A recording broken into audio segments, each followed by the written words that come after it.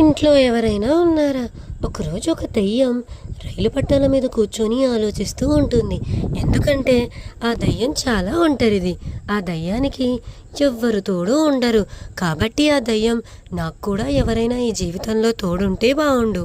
నేనిలా ఒంటరి జీవితం ఎన్ని రోజులని బతకాలి? నాకంటూ బంధువులు లేరు, చుట్టాలు లేరు. అలా దెయ్యం ఆలోచిస్తూ చాలా బాధపడుతూ ఉంటుంది. అలా ఆలోచించి ఆలోచించి ఎక్కడికో అక్కడికి వెళ్ళాలని నిర్ణయించుకున్న దెయ్యం అడవిలో నడుచుకుంటూ బయలుదేరుతుంది ఊరిలోకి. అలా అడవిలో నడుస్తూ వెళ్తున్నప్పుడు కూడా దెయ్యానికి ఒకటే ఆలోచన, నాకంటూ ఎవరైనా దొరికితే బావుండు.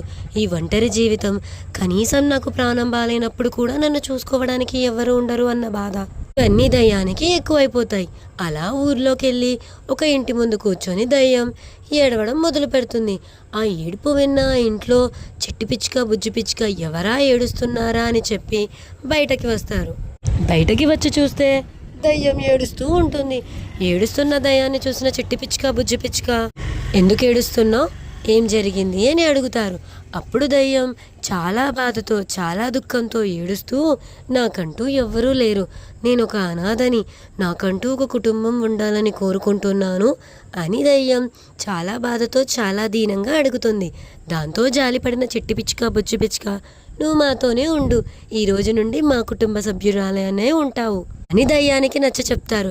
దయ్యాన్ని ఇంట్లోకి కూడా తీసుకెళ్తారు. ఇంట్లోకి తీసుకెళ్ళి తమతో పాటు ఆ దయ్యాన్ని కూర్చోపెచ్చుకుంటారు. దాంతో దయ్యం, నాకంటూ ఒక కుటుంబం దొరికింది, ఈ రోజు నుండి నేను కూడా ఇంకా చాలా సంతోషంగా ఉంటాను వీళ్ళతో అని దయ్యం ఎంతో సంతోషిస్తుంది. చిట్టి పిచ్చుక, బుజ్జి పిచ్చుక దయ్యాన్ని తమ సొంత కుటుంబంలా భావించి సొంత ఇంటి మనిషిలాగా చూసుకోవడం మొదలు పెడతారు. దాంతో దయ్యం, నేను ఎంత అదృష్టం చేసుకున్నానో అని ఆనందిస్తుంటుంది.